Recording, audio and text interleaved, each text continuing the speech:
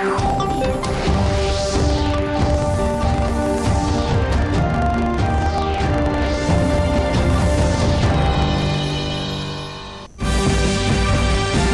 Global week 2020 শীৰ্ষক কাৰ্যসূচীৰ উদ্বোধনী অনুষ্ঠানত ভাষণ দি বিশ্বৰ পুনৰুত্থানত ভাৰতে অগ্ৰণী ভূমিকা পালন কৰি আহিছে আৰু অনাগত দিনসমূহতো কৰি যাব বুলি প্ৰধানমন্ত্ৰী মোদীৰ মন্তব্য। অসমত কোভিড-19ত আক্ৰান্ত হৈ মৃত্যু হোৱা লোকৰ সংখ্যা 27লৈ বৃদ্ধি, আৰোগ্যৰ হাৰ 65.19% আৰু চিকিৎসাধীন ৰোগীৰ সংখ্যা 5,423। আৰু ৰাজ্যৰ 12খন জিলাত বানপানীৰ প্ৰকোপ অব্যাহত, ধেমাজিত 162খন গাঁৱৰ প্ৰায় 58,000 পৰিয়াল ক্ষতিগ্ৰস্ত। নমস্কাৰ, পুৱাৰ বাতৰিৰ সৈতে ষ্টুডিঅ'ত মই ভনিতা। এতিয়া বিতং বাতৰি। প্ৰধানমন্ত্ৰী নৰেন্দ্ৰ মোদীয়ে কয় যে ভাৰতে নতুন অৰ্থনৈতিক সুবিধা সৃষ্টিৰ ক্ষেত্ৰত পূৰ্বৰ তুলনাত অধিক সংস্কাৰ আৰু পৰিৱৰ্তনৰ যোগেদি আশানুৰূপ সুফল লাভ কৰিছে। আজিৰ ভাৰতে উন্নয়নৰ বাবে মানৱীয় আৰু সাৰ্বিক নীতি গ্ৰহণ কৰিছে। ইণ্ডিয়া গ্লোবেল উইক 2020 শীৰ্ষক কাৰ্যসূচীৰ উদ্বোধনী অনুষ্ঠানত ভাষণ দি কালি প্ৰধানমন্ত্ৰী মোদীয়ে এই মন্তব্য কৰাৰ লগতে কয় যে বিশ্বৰ পুনৰুত্থানত ভাৰতে অগ্ৰণী ভূমিকা পালন কৰি আহিছে আৰু অনাগত দিনসমূহতো কৰি যাব। ভাৰতৰ প্ৰতিভা আৰু সংস্কাৰ ক্ষমতাৰ বাবে বিশ্বই ভাৰতক পুনৰুত্থানৰ নেতৃত্ব স্বাভাৱিকভাৱে এৰি দিছে। ভাৰতক প্ৰতিভাৰ শক্তি কেন্দ্ৰ বুলি অভিহিত কৰি প্ৰধানমন্ত্ৰী মোদীয়ে কয় যে ভাৰতে সময়ৰ লগে লগে বিভিন্ন সংস্কাৰৰ যোগেদি সামাজিক আৰু অৰ্থনৈতিক প্ৰত্যাহ্বান জয় কৰি আহিছে।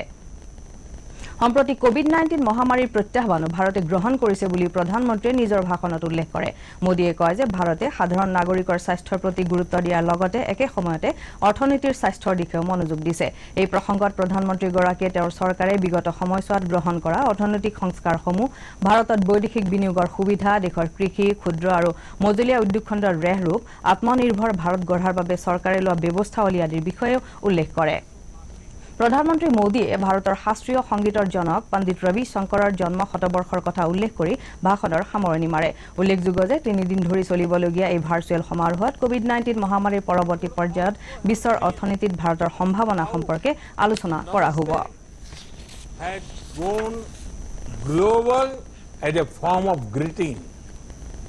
The pandemic has also seen the increasing appeal of yoga, Ayurveda and traditional medicine world over. India's ancient culture, India's universal peaceful ethos is our strength. Friends, India is ready to do whatever it can do to further global good and prosperity.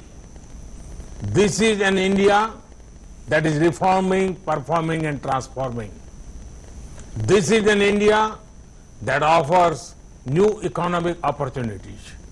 This is an India that is adopting a human-centric and inclusive approach to development. India awaits you all. Namaste. Bharat আৰু European union শীৰ্ষ সন্মিলনৰ 15 সংখ্যক সভাখন অহা 15 জুলাইত virtual পদ্ধতিৰে অনুষ্ঠিত কৰা হ'ব। এই শীৰ্ষ সন্মিলনত যুটীয়াভাৱে অধ্যক্ষতা কৰিব প্ৰধানমন্ত্ৰী নৰেন্দ্ৰ মোদী, ইউৰোপীয়ান কাউন্সিলৰ সভাপতি চাৰ্লছ মাইকেল আৰু ইউৰোপীয়ান কমিছনৰ সভাপতি উৰ্চুলা ভন ডাৰ লেয়েনে।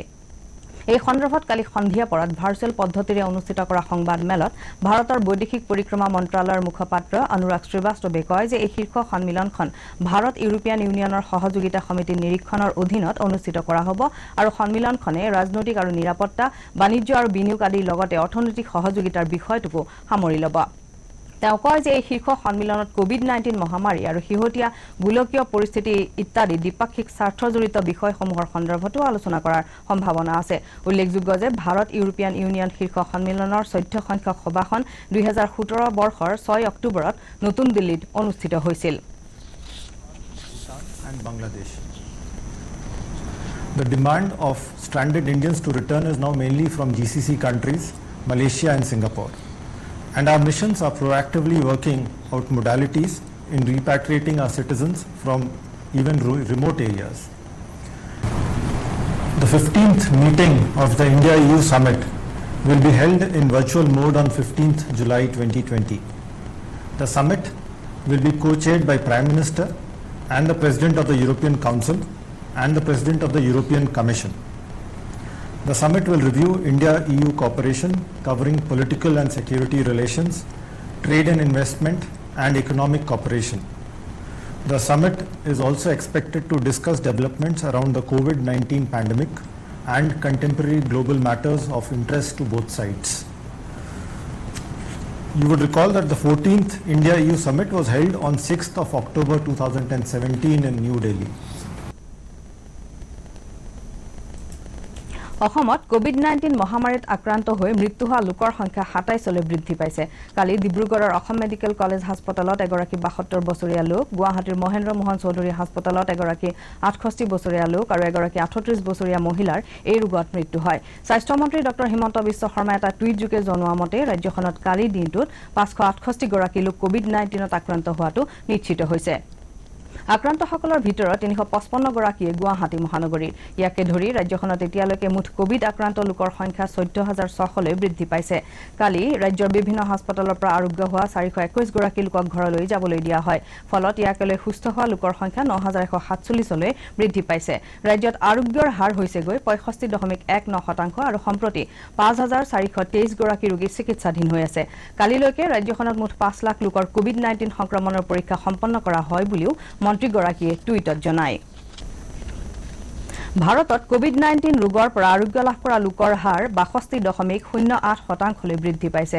কেন্দ্ৰীয় স্বাস্থ্য আৰু পৰিয়াল কল্যাণ মন্ত্ৰণালয়ৰ তথ্যত প্ৰকাশ পোৱা অনুসৰি কালি দেশত ১৯,৫৪৭ জন লোকে এই ৰোগৰ পৰা আৰোগ্য লাভ কৰে। ইয়াকে লৈ আৰোগ্যৰ মুঠ সংখ্যা ৪,৭৬,৩৭৮লৈ বৃদ্ধি পাইছে। আনহাতে সূত্ৰটোৰ মতে ২৪,৮৭৯ জন লোকৰ শৰীৰত কৰোনা ভাইৰাছৰ উপস্থিতি নিশ্চিত হোৱাত কোভিড-19 ৰোগত আক্ৰান্তৰ সংখ্যা ৭,৬৭,২৯৬লৈ বৃদ্ধি পাইছে। তাৰ বিপৰীতে এই ৰোগত মৃতকৰ সংখ্যা ২১,১২৯লৈ বৃদ্ধি পোৱা বুলি চৰকাৰী সূত্ৰত প্ৰকাশ পাইছে। ইফিনে ভাৰতীয় চিকিৎসা গৱেষণা পৰিষদৰ সূত্ৰত প্ৰকাশ পোৱা অনুসৰি দেশত ২,৬৭,০৬১টা কৰোনা ভাইৰাছৰ নমুনাৰ পৰীক্ষা সম্পন্ন হৈছে। উল্লেখযোগ্য যে সম্প্ৰতি দেশত ১,১৩২টা পৰীক্ষাগাৰত এই নমুনা পৰীক্ষা কৰি থকা হৈছে।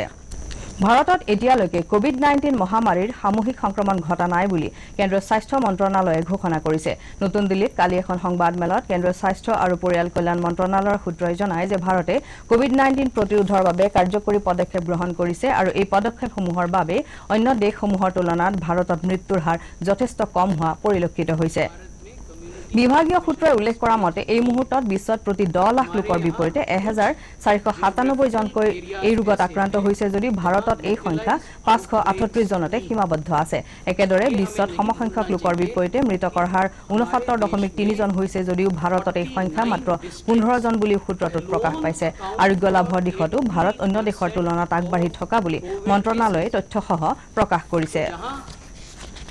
733 से अधिक जिलों वाले देश में 49 जिले ही 80% से अधिक केसेस को दर्शा रहे हों, वहां कम्युनिटी ट्रांसमिशन की बात करना संभवतः जस्टिफाइड नहीं है।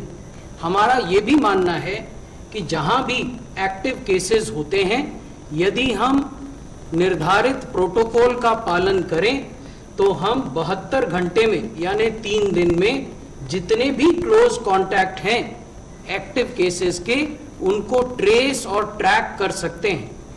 तो ऐसा वातावरण जहां आप क्लोज कांटेक्ट्स को ट्रेस और ट्रैक करने की स्थिति में हो, वहां कम्युनिटी ट्रांसमिशन की बात करना संभवतः जस्टिफाइड नहीं है। अब जो दूसरा प्रश्न था आपका, মুখ্যমন্ত্ৰী সৰ্বানন্দ সোণোৱালে কালি ব্ৰহ্মপুত্ৰ ৰাজ্যিক অতিথিশালাত বিভিন্ন জিলাৰ উপায়ুক্ত, আৰক্ষী অধীক্ষক, যুটীয়া স্বাস্থ্য সঞ্চালক আৰু চিকিৎসা মহাবিদ্যালয়সমূহৰ অধ্যক্ষসকলৰ সৈতে ভিডিঅ' কনফাৰেন্সযোগে মত বিনিময় কৰাৰ লগতে কোভিড-19 মহামাৰীয়ে সৃষ্টি কৰা পৰিস্থিতিৰ পৰ্যালোচনা কৰে। এই মত বিনিময় অনুষ্ঠানত মুখ্যমন্ত্ৰীৰ মিডিয়া উপদেষ্টা ঋষিকেশ গোস্বামী, ন্যায়িক উপদেষ্টা শান্তনু ভৰালী, ৰাজ্যৰ মুখ্য সচিব কুমাৰ সঞ্জয় কৃষ্ণ, আৰক্ষী সঞ্চালক প্ৰধান ভাস্কৰ জ্যোতি মহন্ত, মুখ্যমন্ত্ৰীৰ প্ৰধান সচিব সঞ্জয় লোহিয়া আৰু স্বাস্থ্য বিভাগৰ প্ৰধান সচিব সমীৰ সিনহা আদি শীৰ্ষ বিষয়াসকল উপস্থিত আছিল।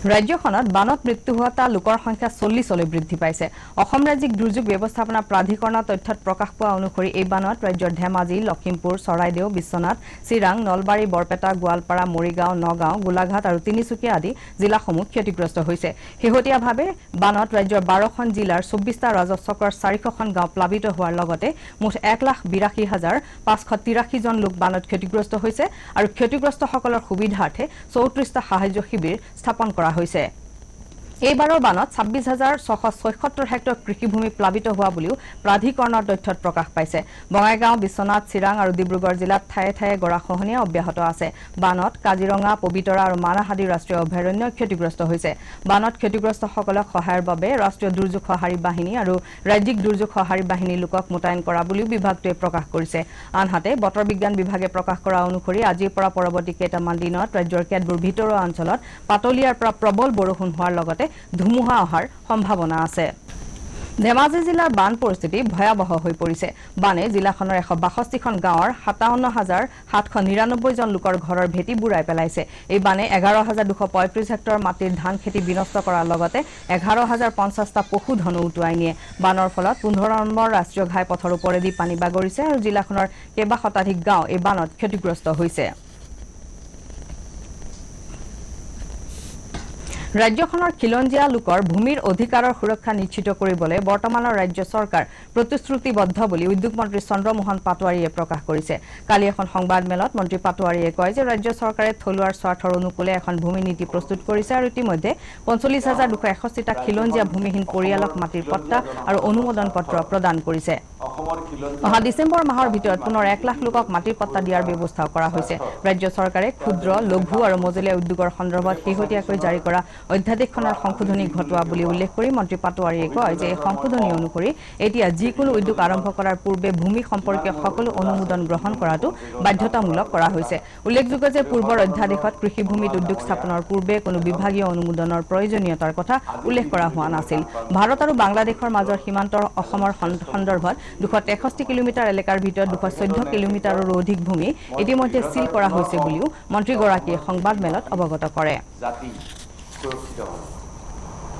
আৰু সুৰক্ষিত থাকিব কাৰণ এইখন চৰকাৰ ৰাইজে পৰিৱৰ্তনৰ কাৰণে বিচাৰিছে আৰু ৰাইজ সকলো অসমৰ ৰাইজ আমাৰ নিজৰ মানুহ আৰু আমিও ৰাইজৰ নিজৰ মানুহ গতিকে আমি এই অসমবাসী ৰাইজৰ স্বাৰ্থত আমি প্ৰতিটো মুহূৰ্ততে আমি তেওঁলোকৰ স্বাৰ্থ সুৰক্ষা কৰাটো আমাৰ প্ৰথম আৰু প্ৰধান কৰ্তব্য বুলি আমি বিবেচনা কৰোঁ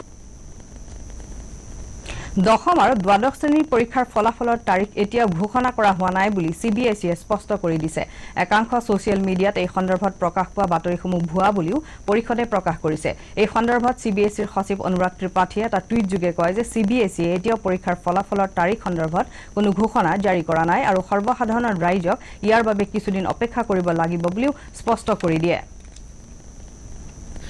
গুৱাহাটীত থকা প্ৰেছ ইনফৰমেশ্যন ব্যুৰোৰ আঞ্চলিক কাৰ্যালয়ত কালি দুৰ্যোগ ব্যৱস্থাপনা আৰু সংকটকালীন যোগাযোগ বিষয়ক এখন ৱেবিনাৰ অনুষ্ঠিত হয় ৰাষ্ট্ৰীয় দুৰ্যোগ ব্যৱস্থাপনা প্ৰাধিকৰণৰ সদস্য লেফটেনেণ্ট জেনেৰেল অৱসৰপ্ৰাপ্ত সৈয়দ আতা হাছনাইনে উদ্বোধনী ভাষণত কোভিড-19 মহামাৰী তথা বানপানীৰ দৰে দুৰ্যোগৰ সময়ত যোগাযোগ মাধ্যমসমূহৰ ভূমিকা ব্যাখ্যা কৰে সময় সাপেক্ষ সতৰ্কীকৰণৰ যোগেদি সাধাৰণ লোকক সঠিক তথ্যৰ যোগানৰ ওপৰতো তেওঁ গুৰুত্ব আৰোপ কৰে এই ক্ষেত্ৰত PIBয়ে পালন কৰা ভূমিকাৰ তেওঁ প্ৰশংসা কৰে এই ৱেবিনাৰত তেজপুৰ বিশ্ববিদ্যালয়ৰ জনসংযোগ বিভাগৰ মুৰব্বী অধ্যাপিকা জয়া চক্ৰৱৰ্তী আইজলত অৱস্থিত ভাৰতীয় জনসংযোগ প্ৰতিষ্ঠানৰ সহকাৰী অধ্যাপক ডক্টৰ চি লাল মোৱাংচাং কিমি PIBৰ আঞ্চলিক মুৰব্বী LR বিশ্বনাথ যুটীয়া সঞ্চালক কীৰ্তি তিৱাৰী আদি শীৰ্ষ বিষয়াৰ লগতে কেইবাগৰাকীও তথ্য বিষয়া সংবাদকৰ্মী আৰু শিক্ষাৰ্থীয়ে অংশগ্ৰহণ কৰে বিশ্বজুৰি কৰোনা ভাইৰাছৰ সংক্ৰমণ অব্যাহত আছে ৱৰ্ল্ডমিটাৰৰ তথ্য অনুসৰি বিশ্বত এই পৰ্যন্ত 1,23,87,826 জন লোক এই ভাইৰাছত আক্ৰান্ত হৈছে ভাইৰাছবিধে সৃষ্টি কৰা কোভিড-19 ৰোগত এই পৰ্যন্ত 5,57,405 জন লোকৰ মৃত্যু হোৱাৰ বিপৰীতে 71,87,447 জনলে আৰোগ্য লাভ কৰিছে আমেৰিকা ব্ৰাজিল ৰাছিয়া আৰু পেৰু আদি দেশত কেইবা লক্ষাধিক লোকৰ শৰীৰত এই ভাইৰাছৰ উপস্থিতি নিশ্চিত হোৱা বুলিও ৱৰ্ল্ডমিটাৰৰ তথ্যত প্ৰকাশ পাইছে